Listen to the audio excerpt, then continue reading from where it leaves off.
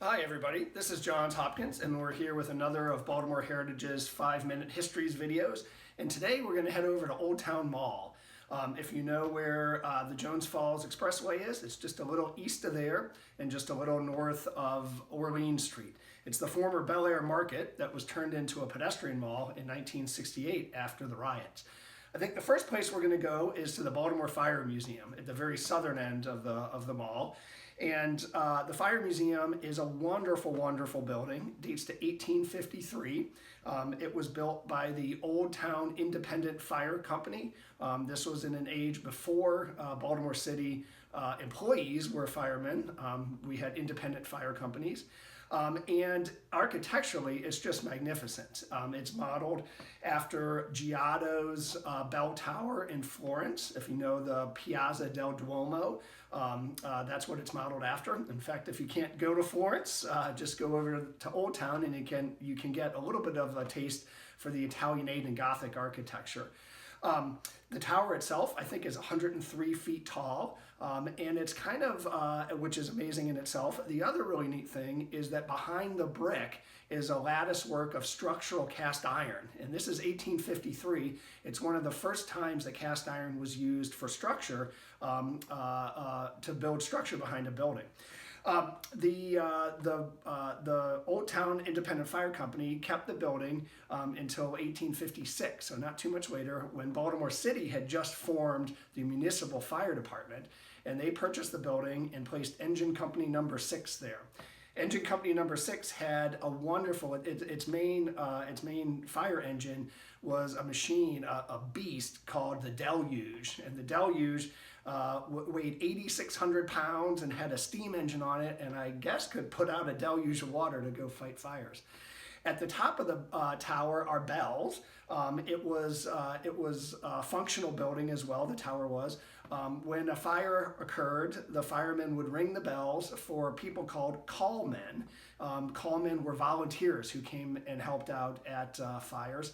In the late 1800s, I think just before 1900, Baltimore City switched to paying all of its firemen, so there were no more volunteers and no more need for bells. And in fact, many churches in Baltimore have bells today that were formerly from fire towers like the one on Old Town Mall. The one on Old Town Mall kept its bells, and that's a source of pride for everybody over there. Today, I guess it made it as a fire department all the way up until the 1970s, when it became the Fire Museum of Maryland. And when we're allowed to roam freely again, I encourage you to go over and check it out.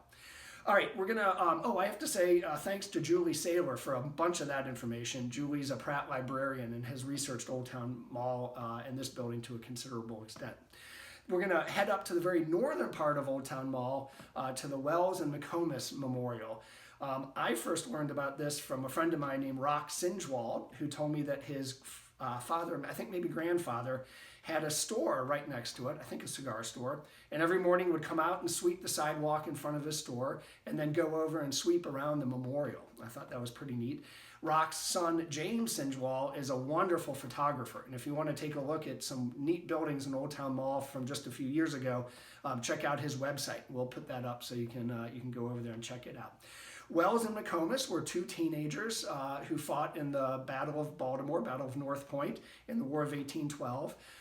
General Robert Ross was marching from North Point to Baltimore, Ross leading his British troops. Ross was the guy who, after his victory at Bladensburg, went and burned the White House, and when he was launching his attack on Baltimore, famously said, "I will dine in Baltimore tonight, or I will dine in hell."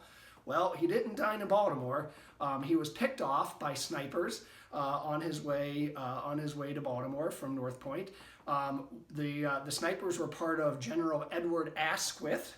If you know Asquith Street, that's the guy. Edward Asquith's troops, including Wells and McComas, the two teenagers.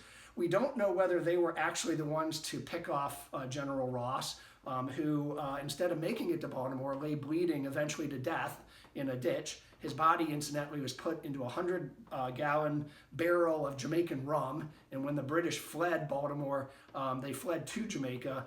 He eventually wound up back in a burial site in his hometown in Northern Ireland. But back to Wells and McComas. they couldn't tell us whether they shot General Ross because they lay dead. They were part of the 24 Baltimoreans, defenders, who were killed in the battle. They were buried in Greenmount Cemetery for about 40 years until two companies of military folks decided that they would raise money for a memorial. And in 1858, on Defenders Day, they disinterred the bodies and moved them to the current place at the northern end of Old Town Mall. And that's where they are today. I think, and maybe somebody's going to correct me, but this may be the only memorial in Baltimore that is actually a gravesite outside of a cemetery. So that's who's there today. I'm going to end on one note. At the the memorial took another 15 years to build, but there it is. But in the 1858 ceremony on Defenders Day, an unknown Baltimorean wrote a song, and I would like to just read one paragraph from it. The song is called, actually, what is it? It's a tribute to Wells and McComas.